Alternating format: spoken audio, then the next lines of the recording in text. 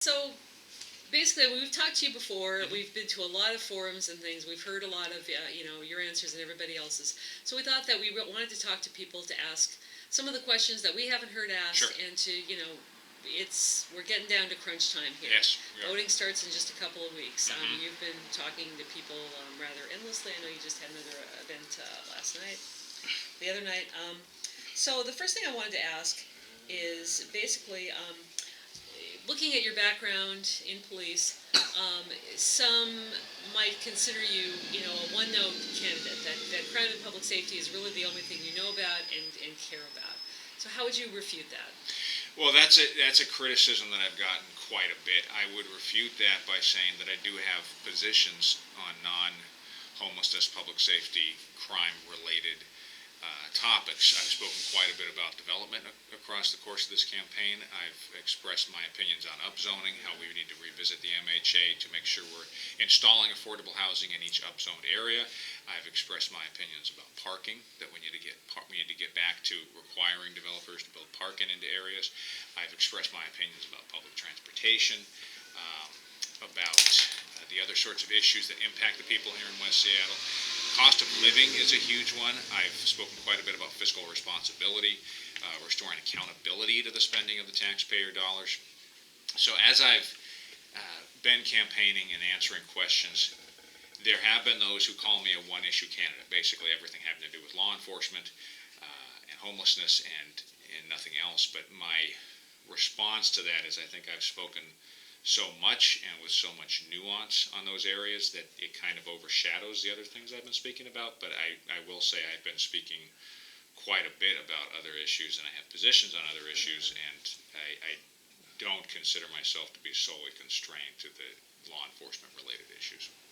Well, certainly anybody can have positions and talk about those things, but in terms of your background, of other things that you did maybe before, police, things that maybe people don't hear as much about? So I was in law enforcement for over 10 years. Prior to that, I did work for the Seattle Public School District.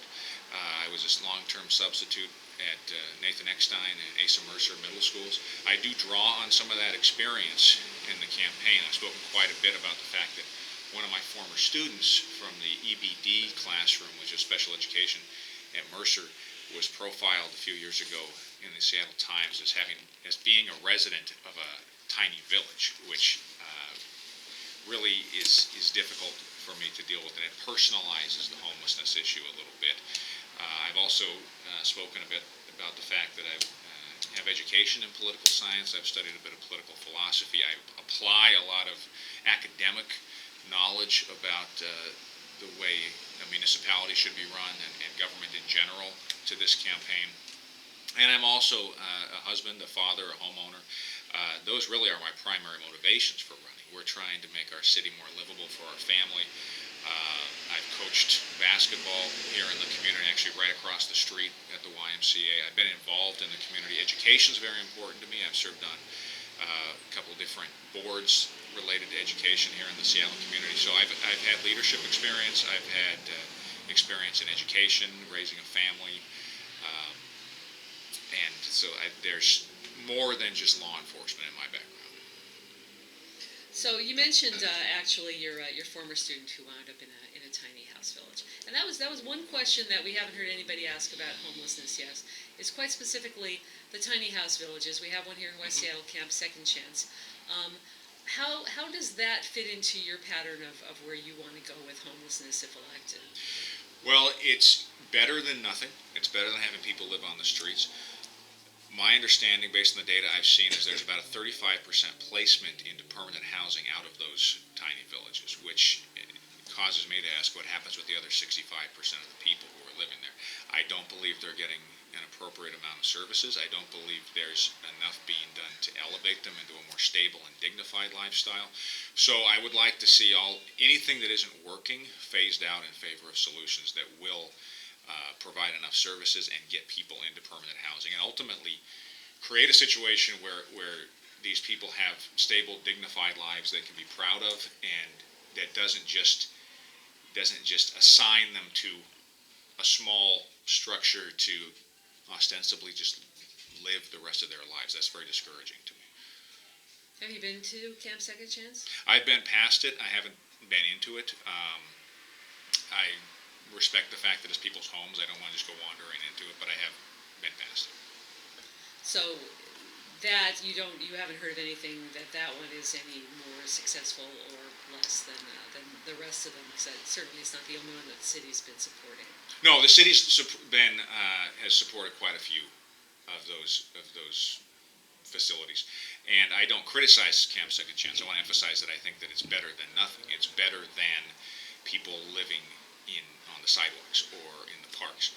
But we can do it as a city. We can do a lot better for people. We can provide better for them.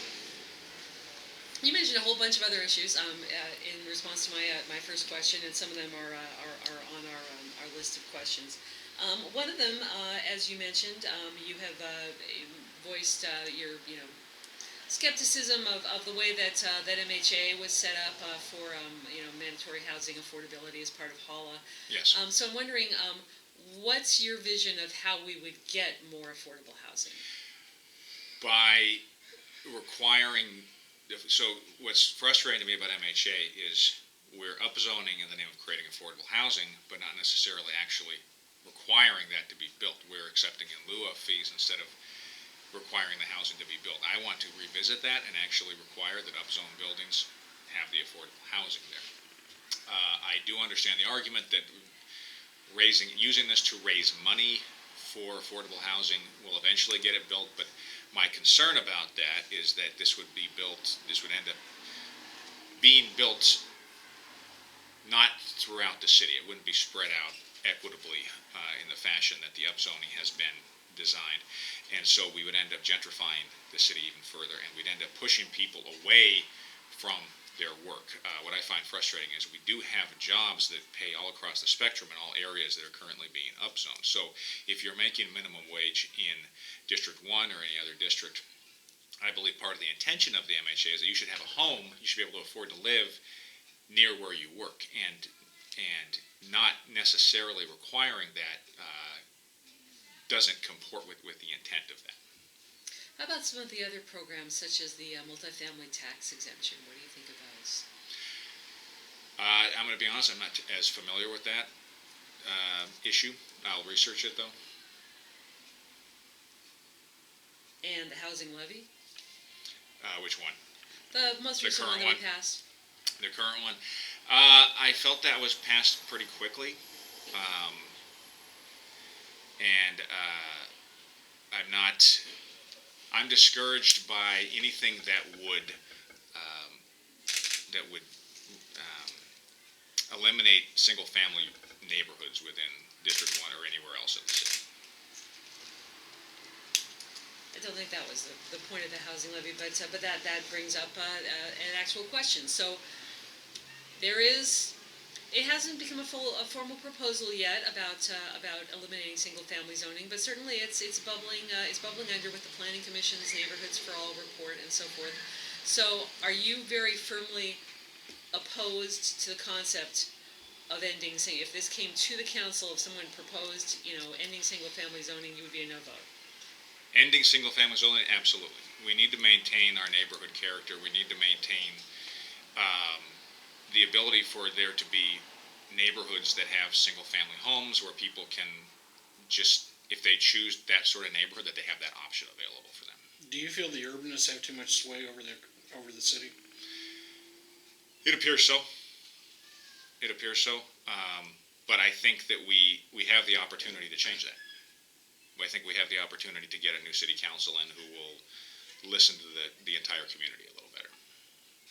Which points out to me that let's say that you're elected, that would mean that at the very least, even if the other two incumbents who are running did win re-election, that there would be a majority of newbies on the city council. It would be at least 5 new people, yes, and 4 current people, the 2 at-larges who aren't up this year, yes, and 2 incumbents. So how do you think that would work? How would y'all be effective despite learning on the job? Well, like you said, some of it will depend on the ultimate composition of the council. I think it's very exciting that we have such an opportunity for change. I've gotten to know quite a bit of the other candidates as we've been campaigning. have been events all across the city all year where we've been able to meet each other. I think there's a very strong potential that there will be at least five of us who are very committed to change and to accountability and to working together. So that's something I think will at least have the majority of the city council who will be able to work together and communicate well. Ultimately, we do need to break down barriers on the city council, and we do need to be very responsive to not only our constituents, but we need to be able to work together to affect change. Are you running or anticipating any sort of a slate of people from the various districts? You mentioned that you've met some of the others and been hopeful for. Have you endorsed or supported or joined forces with anyone, or anticipate doing so? I have not publicly endorsed anyone. I think we'll have to see what happens in the primary and look at the general slate and then see what the possibilities will be after that.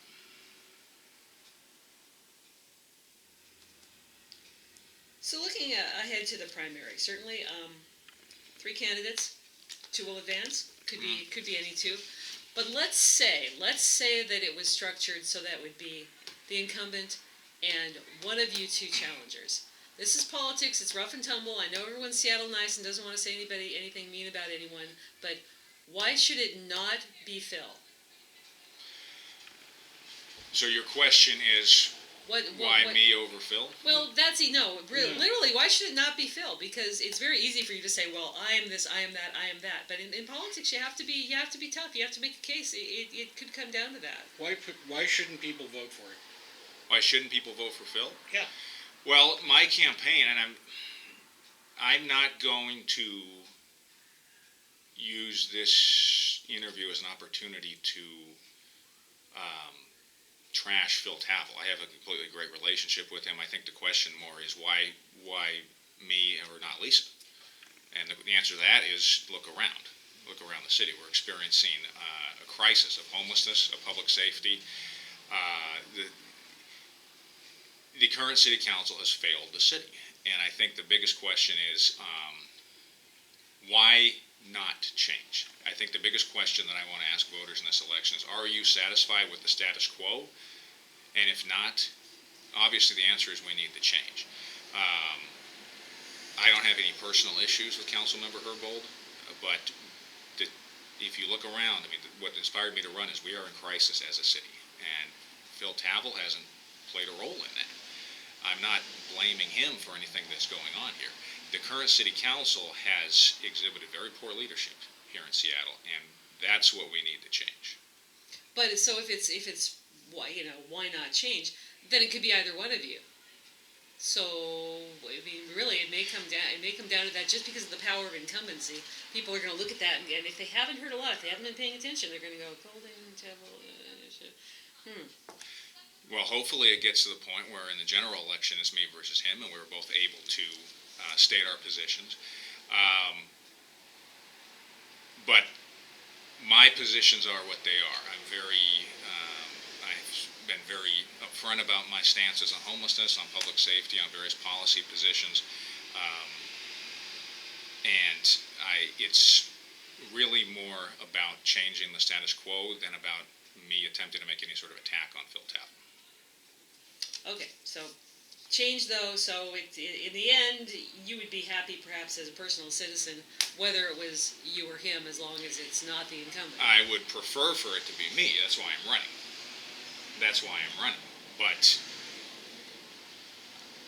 But I think it's appropriate for me to campaign on my own strengths and what I offer to the table, as opposed to try to discredit Phil at all. I don't think that's fair to him. So we've heard the council has, we've heard all the criticism. What very specifically, for example, let's take Councilmember Herbold. Where could she have done something that she didn't that would have averted this crisis that you say we're in? So there are a number of issues where we're in crisis. The public safety issue is one. The one that strikes me the most personally, and this is something we've brought up in debates and forums, is the issue of the support for the SPD, lack thereof from the entire city council. the most blatant example of the city council being unsupportive of the police department is an incident where council member Sawant referred to multiple officers, as murderers because of an incident. That struck the morale of the SPD in a very extreme way. Right, but The fact she's a one-off. We're asking about Lisa. What did Lisa do? when what Lisa's done is continually distance herself, but not actually make a statement that refutes that. And I believe that silence is complicity in this fact. And having worked on the SPD, been in the roll calls, the fact that one council member may say something that isn't refuted by the other 8 members is very demoralizing. So what I would like as a council member to come forward and say, these officers are not murderers. I do not support that statement. I'm going to make the opposite statement. And I'll go back to what I've said all along. Silence is complicity, and people read that in a very real way. Okay, so going back to let's set this one answer aside for a moment. But you frequently talk about demoralized officers. Mm-hmm. Okay, so there's Joe or Jane officer in their patrol car. Give us a specific example, other than the one that you just mentioned. What are they sitting there, and how are they demoralized specifically by one thing, other than what you just mentioned? Well, there's another incident. Is it took the council 4 years to approve the guild contract, and that was a part of a collective bargaining agreement. But when it did get approved, the officers were all watching the meeting. It was available online, so officers were able to watch it at their convenience. Councilmember Herbold was the first person to cast her vote. She started with a very long speech about the fact she really didn't want to support the contract, and at the end said, I reluctantly will vote yes. That set the tone for the rest of the meeting, where yes, the rest of 7 more council members did vote in favor of it, and it did pass, but it let the officers know that the council really didn't want to endorse this contract, that they really didn't want to get it approved even 4 years later. That tells your employees as a city that they're really not valued, that you really don't care about the work they do. If you're willing to vote yes, but go out, make an effort to actually express that you prefer not to vote yes. That's very demoralizing to the officers out there. What I believe she said, though, whether that's so or not, is that what she regretted, and I'm not sure if any of the others have said the same thing, is the aspect of the contract that some have seen as rolling back some of the accountability measures. And in fact, recently there was, a judicial, a statement or a ruling of some kind that said that may be so. But it was perceived as if she just didn't like the whole contract? Yes. There's a lot of jobs where, your boss is a jerk. And that doesn't necessarily, the other part of it we wondered about is, what does demoralized mean how do you explain then to the people who are nonetheless, even if they're continuing to work and not just, quitting, which then again there's the contingent that people are quitting in droves, how does that affect public safety? Does it mean that there's a slowdown? Does it mean that people that officers are just sitting around saying, okay, I'm not going to bust my butt? We've seen a lot of well, work out there. if officers are leaving, if they're quitting or if they're going to other departments, you have fewer officers. You have less police work being done.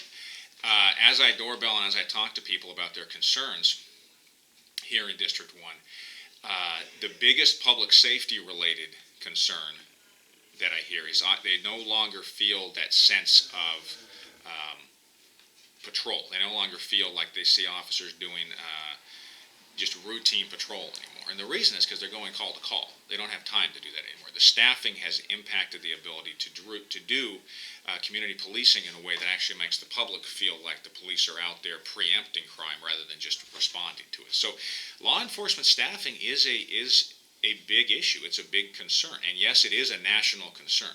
And that's something that the council member has mentioned a lot. It's tough to hire cops these days in any political environment.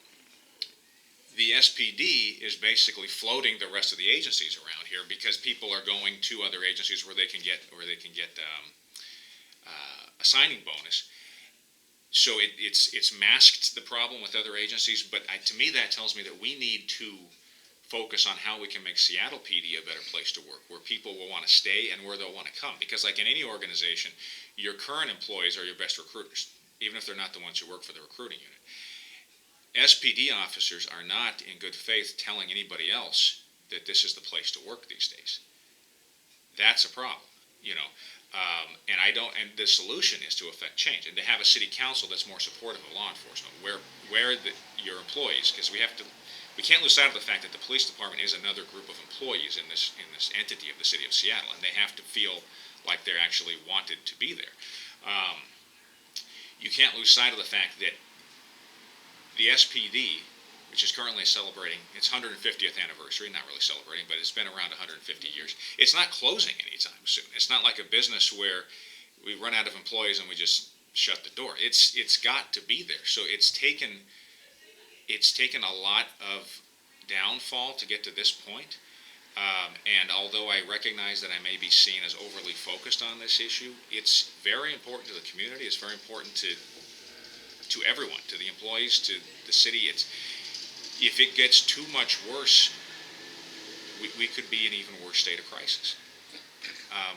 And the issues the officers are experiencing with being demoralized, with wanting to leave, we can't ignore those. We can't make excuses for them, and we can't deny the fact that there is a problem. And that's what I'm trying to shed light on, is there's a problem out there, and I'm trying to fix it.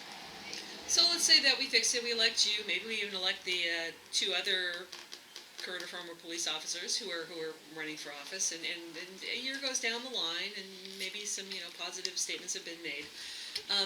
Is there any aspect of, I thought this would be an interesting question, since you know policing from inside, any aspect of the way that the department is run, separate from some of those issues, that you would change? Let's say you had Chief Best there, and there was a thing, some aspects of policing that we should be doing a little bit differently in running things. Some aspect of policing that we should be doing differently. The way that the force is allocated. I don't know. Well, I know they're currently working on civilianizing some roles to try to put sworn people into different sorts of positions. At the end of the day, I believe that Chief Best knows how to run her department. So that's not my role to tell her how to run her department. It's my role to create a political environment across the street from the SPD headquarters, which is City Hall, that's supportive of the SPD, and that gives her the resources she needs to run the SPD in the best way possible. Okay. A few other issues. One, for example, people have been grumpy for a long time about taxes. We hear this much a lot. Are there any particular taxes that you would seek to roll back or cancel? That's a great question.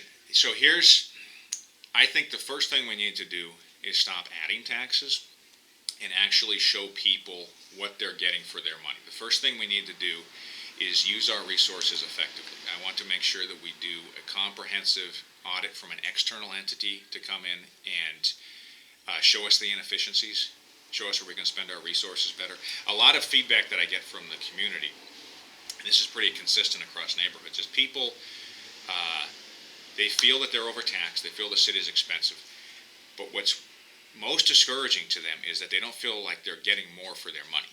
They want to see results first, and they feel like they keep getting more taxes. What we need to do first is provide better bang for their buck, provide better services, and then see what we can do in terms of perhaps scaling things back after we've done that. But I want to make sure the first step is to use the resources we have effectively without adding more, because that's more discouraging for people, and then get in and see where we can eliminate things. But first thing to do is stop the bleeding.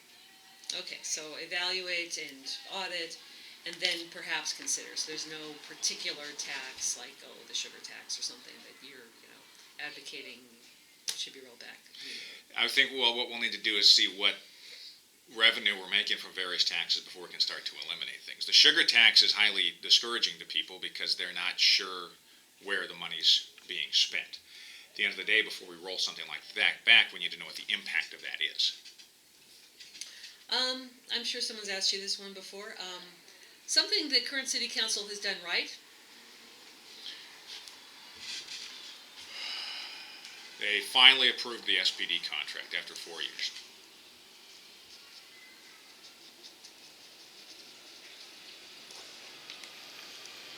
current issue that people are talking about, they seem to be kind of confused as if there's a proposal in front of the council, which there isn't yet, but there could be. What do you want to see in the future of the West Seattle Golf Course? I want it to remain a golf course. What do you think of these ideas to change the golf courses? I think it's very appropriate to put ideas like that on the table. I think we should always be talking about ideas. I think that, though, that green space is important. I know that the rule of law is important, and that we need to honor the fact that we do have legislation that was passed, I believe, in 1996 to protect our green spaces. And something I find discouraging about the current council is they're very willing to violate current law. They've talked about introducing taxes we can't do under state law. They've talked about heroin injection sites, which are illegal under state and federal law, and now talking about developing space that would be prohibited from being developed under local ordinance. It's okay to have those conversations. Then we need to look at the laws that exist and see what the purpose was for that to begin with. I've gotten a lot of feedback from the community. They want green space. They want us to maintain some of our character and our recreation, and not violate the ordinances that the people put in place even 23 years ago, without at least a sense of due process behind that. Would you be able to, or rather, would you be willing to look into remodeling the stadium? Sure. West Seattle Stadium? Yeah. Anything else in the Parks Division that you're interested, that you've been hearing about from people or considering? People are very concerned about finding needles in parks.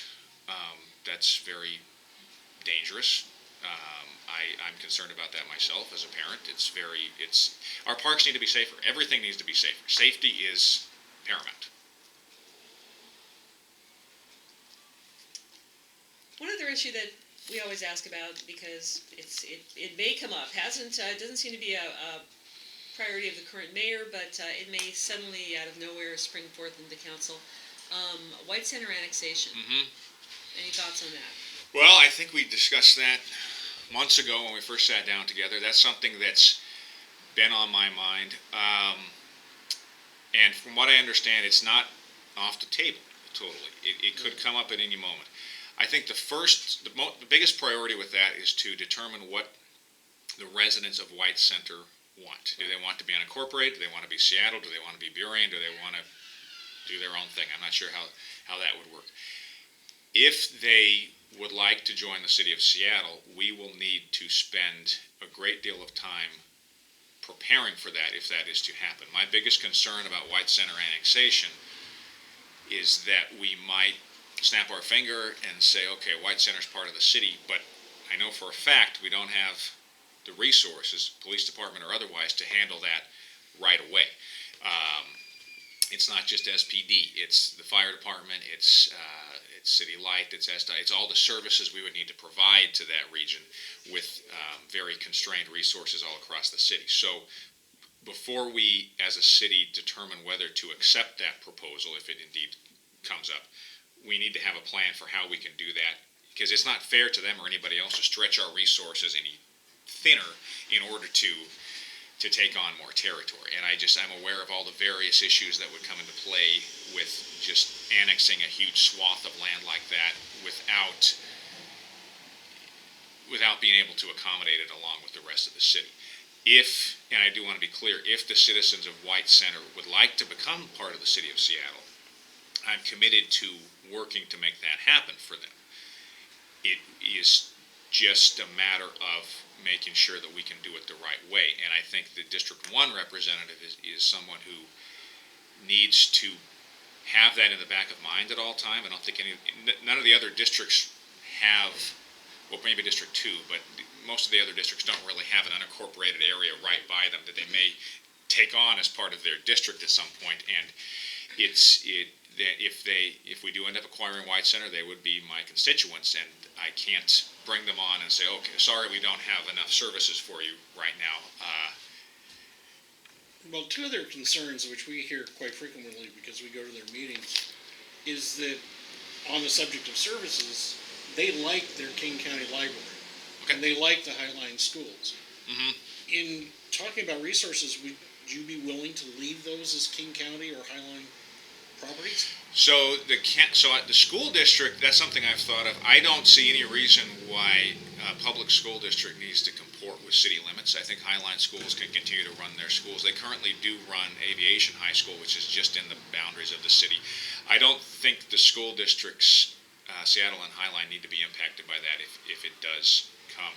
If they like King County libraries, I mean, I think that's a conversation between the city and the county as to how can we collaborate and make everyone happy. I don't know that the county's biggest interest in no longer having that as part of their jurisdiction is the library system. I believe it's more the fact that a lot of their resources are stretched thin in other areas. But if the libraries are built and they're full of books and they're staffed, we can certainly work to make the people happy down there. I think libraries are an important part of the community, and we wouldn't want someone's experience with annexation to be that they lose their library. But do you think that there's any upside for Seattle in taking on White Center if the citizens of White Center were interested, et cetera? Well, I mean, let's be honest. Financially, it would not be. We would not be getting further into the black by taking on an area that's not as affluent as others. But it would be very. It would be inappropriate to use that as the only reason to not do that. I think it's just for a municipality to want to work with areas that would like to join it and figure out how we can make it work.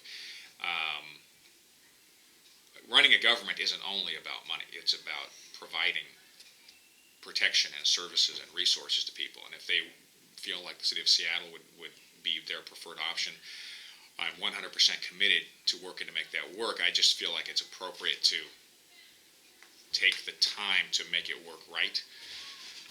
And that's what's most fair to them and the rest of the city. But I don't think anyone could make the argument that bringing in White Center it would increase our tax revenue per capita, because it wouldn't.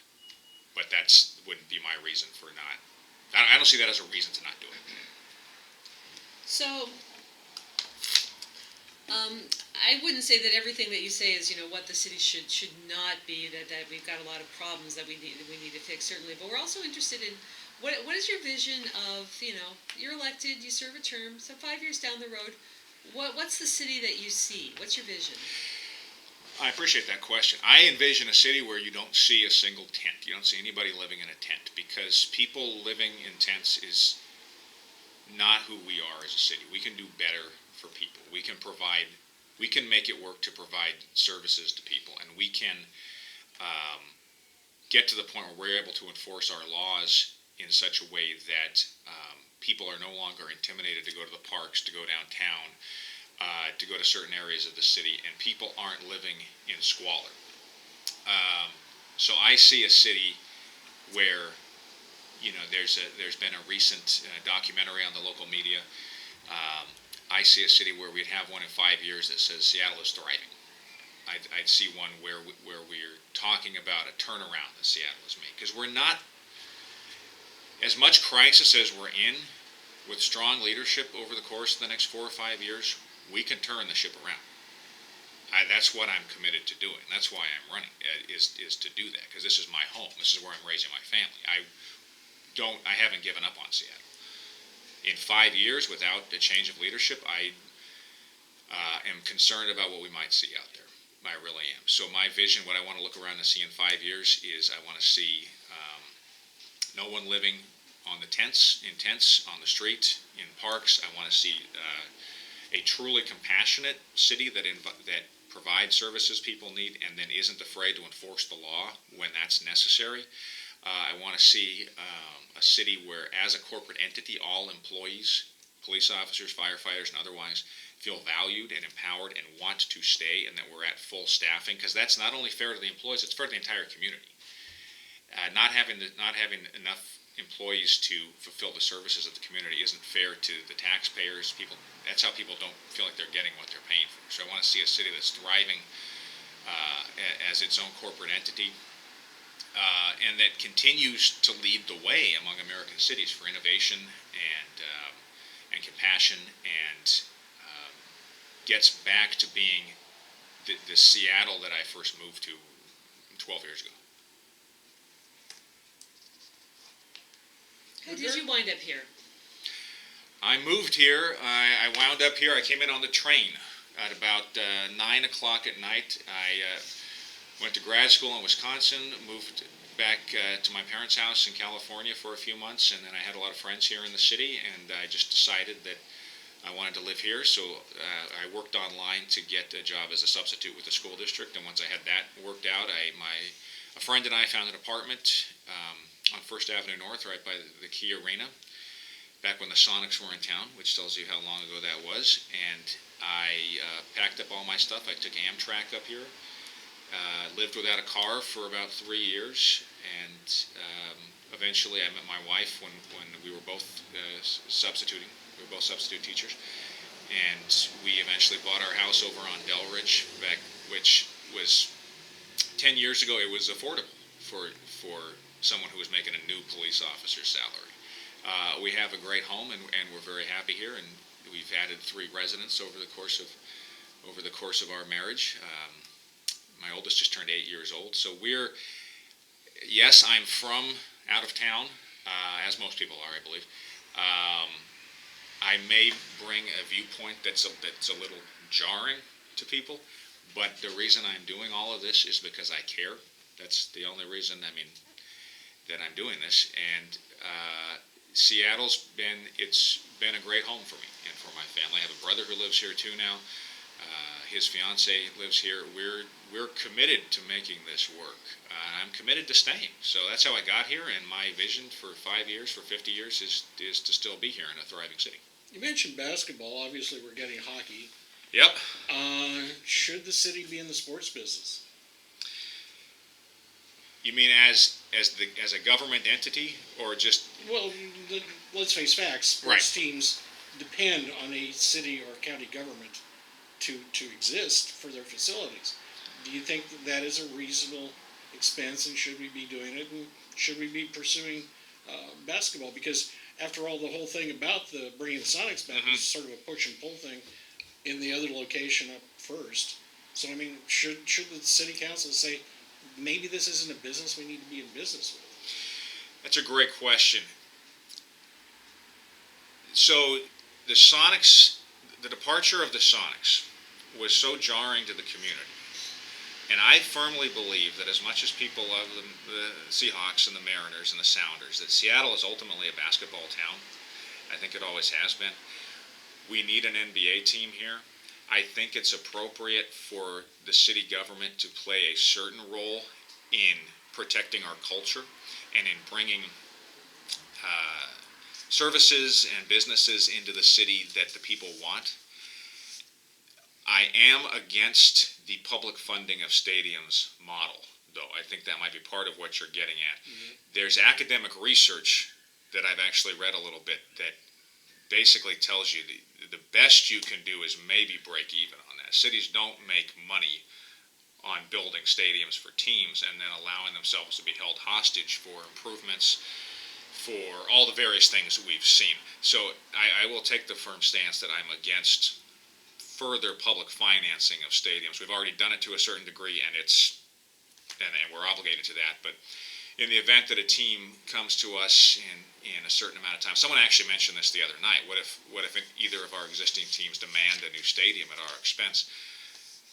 We can't allow ourselves to be held hostage for that. That's not good economics. And I've actually read multiple studies about that, because stadiums are something that's always interested me. I used to work at a stadium when I was a kid, and private financing for those private businesses is appropriate for that. I was interested in the fact that when we spoke to you early on, since you'd run for a couple of things before, but you said you hadn't really campaigned for the stuff you ran for before, but this time you were in it. So now we're a couple more months down the line. What's it been like? What have you learned? Oh, I've learned a lot. So you mentioned. So I made 2 attempts to run for the state legislature based on particular legislation I wanted to push for education financing in response to the McCleary decision. But I was limited in my ability to do much with that because it was very focused. It was very very nuanced, and I realized you do get to a point where you're either all in or you're just kind of doing the minimum. And fundraising itself was something I wasn't comfortable with if I didn't feel like I'd be able to defeat an incumbent. So I self-financed those campaigns with a few $100 and did the best I could. But I realized there were limits. When I decided to make the decision to run for city council, I knew that it would take a lot more work, and fundraising and web development and staff were going to have to be a part of that.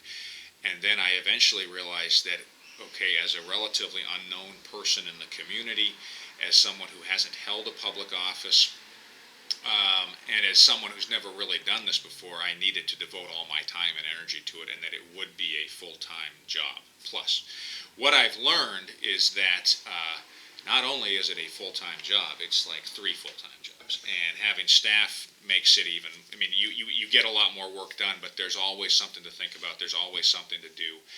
If you're committed to it, it's always on your mind. You're not going to get a break. I've learned more than I ever thought there was to know about it, to be honest. I think the biggest thing I've learned is that the citizens in the community are very concerned, and they're actually a lot more welcoming of having a conversation than I thought they were going to have. Doorbelling is something that I wasn't thrilled about, but I came to realize I was going to have to do it. And once I got out there and started knocking on people's doors, I realized, with very rare exception, and I mean, like, I've had 3 or 4 doors slammed in my face over the course of thousands that I've knocked on. People are welcoming of somebody who wants to come talk about the issues because they're frustrated. And if there's a few consistencies I would identify, it's that people are concerned about homelessness. They are concerned about public safety. They do want accountability. They do want to know how their tax dollars are being spent. And they're okay with paying their taxes. They just want to know what they're getting for it. And they don't want to be overtaxed. They're concerned about true compassion existing in the city. They're also, we as a city are supportive of effective law enforcement. They're supportive of people getting the services that they need. People are concerned about transportation. They generally want the tunnel option for ST3. They're concerned about where we're going in terms of our development and what the city's going to look like for their children. District 1 is a very family-oriented district. But they're also very appreciative of a candidate who will come talk to them. And that's something I wasn't anticipating. I was anticipating much more annoyance from people when I would show up at their door, but actually it's been quite the opposite. It's been very flattering to see how much support I get when I actually approach people who don't know me and attempt to have a conversation about issues. And the fundraising is something that I've learned that it's very doable, especially with our voucher system. I currently have the second most amount of funds raised in District 1, and I was the first challenger to qualify to redeem the vouchers, and I'm awfully close to hitting the cap that we'll have for the primary. I never would have thought, a year ago, if you had told me I would have raised well over $60,000 for a campaign, I would have thought how was that even possible? But it is, and I've learned a lot about campaigning and issues. I mean, I've gotten to delve into the issues.